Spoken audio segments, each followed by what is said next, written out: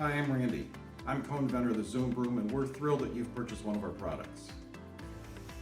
In designing the Zoom Broom, we wanted it to be very handy and convenient. So we came up with this little wall hanger. One of the questions we get is, how do you install it? Well, let's walk through the steps. Inside the package, you'll find the wall hanger and a package of screws and mollies. First thing you want to do is pick a height that will keep your Zoom Broom up off the floor. Put it on the wall and mark the 2 holes.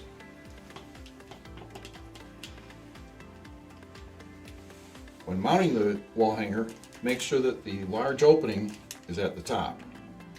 Before I show you how to mount it with the screws, we recommend trying to mount it with 3M command strips. That's how we mount all of ours here at the office and in our homes. And before you use the command strips, make sure you read the directions and make sure that it's appropriate for your type of wall. Take 2 strips, put one at the top and one at the bottom.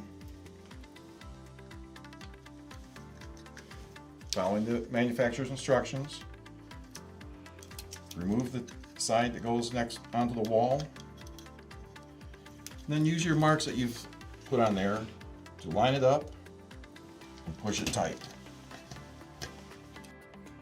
After you mark where the holes go, if you're using mollies and screws to mount it into drywall, then take a 3/16 inch drill bit and drill holes at the 2 marked spots.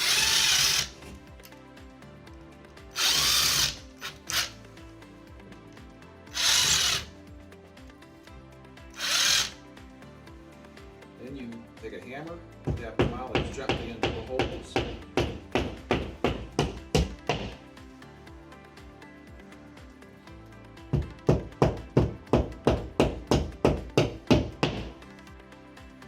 Making sure that the wall hanger has the large opening at the top, and a little clip on the left side. Put your screw through the hole, and then screw it into the wall molly.